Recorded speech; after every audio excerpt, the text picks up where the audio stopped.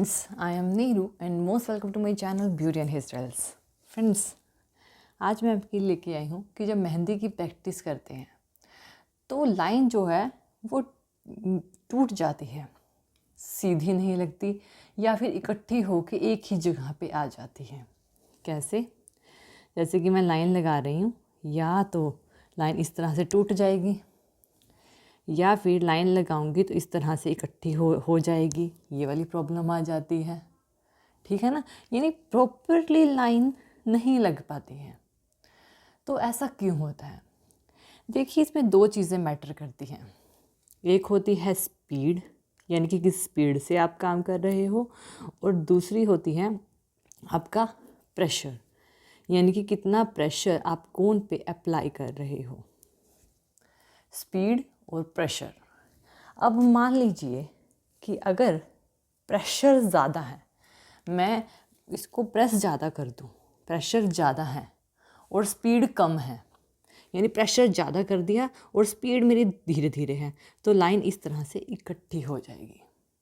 अगर प्रेशर ज़्यादा दे रहे हो, सीधी सी बात है कि अगर आप कोन पे प्रेशर ज़्यादा दे रहे हो तो स्पीड भी आपकी उसी के अकॉर्डिंग होनी चाहिए।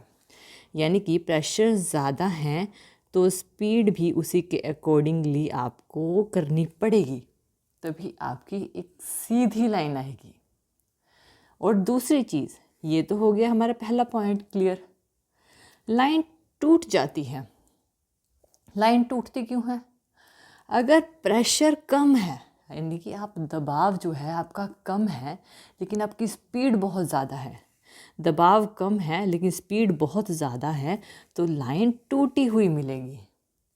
एक बिल्कुल स्ट्रेट लाइन लगाने के लिए आपको प्रेशर और स्पीड दोनों को ही मेंटेन करके चलना होता है, जिससे कि आपको एक सीधी, स्ट्रेट और बिना टूटी लाइन मिलेगी।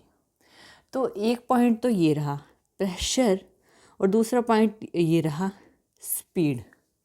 तो प्रेशर और स्पीड दोनों ही मैटर करते हैं। तो आपको लाइन की प्रैक्टिस जब करनी है, अपनी प्रेशर और स्पीड को मेंटेन रख के करनी है। स्पीड उतनी होनी चाहिए जितनी की आपको रिक्वायरमेंट है।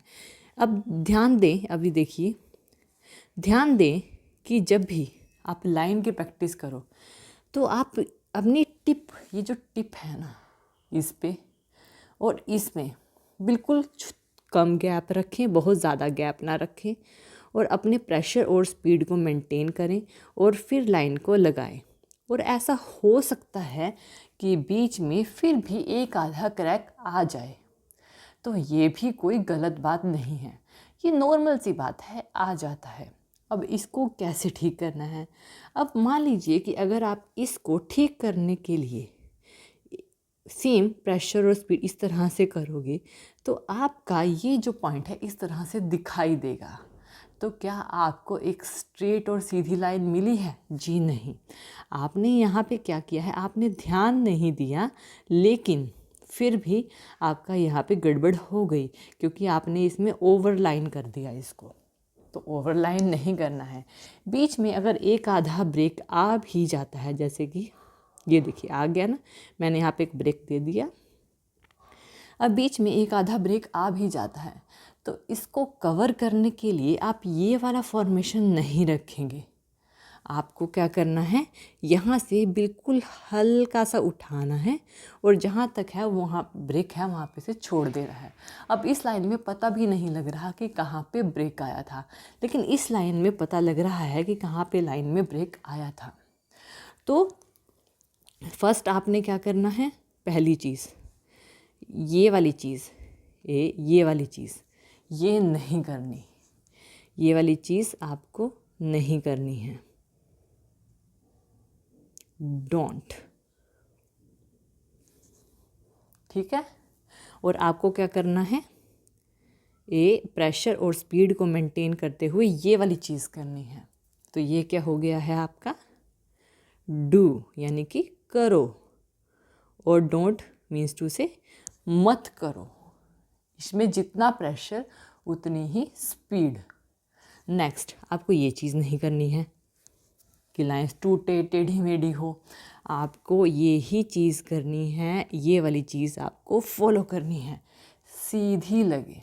अपने हैंड पे ध्यान दो, अपने हैंड के मोशन पे ध्यान दो। तीसरी चीज़ आपको ये भी नहीं करनी है, सपोज़ करो कि मैंने यहाँ पे लाइन लगाई और ये वाली चीज़ बीच में ब्रेक आया और आपने इसको इस तरह से फिल कर दिया। आपको ये भी नहीं करना है। अगर बीच में मान लीजिए ब्रेक आया, जैसे कि 2 ब्रेक ले आ गए, तो आपको वहीं से स्टार्ट करना है और थोड़ा सा और वहीं पे ही ख़त्म करना है, उसके ऊपर ही। उसको इस तरह से नहीं करना है। तो ये चीज़ें नहीं करनी है, ये चीज़ें करनी है। इसमें यानी कि प्रेशर और स्पीड को मेंटेन रखो। एक और चीज़ है जो आपको नहीं करनी। सपोज़ कीजिए आप लाइन लगा रहे हो और लाइन जब स्टार्ट कर रहे हो तो इस तरह से कर रहे हो, इस तरह से, यानी कि नीट एंड क्लीन लाइन नहीं आई, एंड भी ख़राब हो गए, सेंटर भी ख़राब हो गया। तो ये चीज़ ध्यान रखो कि साइड में जो डॉट्स बनते हैं ना, और ये जो रफ़ लाइन बनती है, ये ना क्रिएट हो। आपको एक बिना डॉट छोड़े एक लाइन लेनी है, वहीं से ही स्टार्ट करनी है, और जो एंड करोगे तब भी बिना किसी डॉट के करोगे। और ये करना है, ये नहीं करना।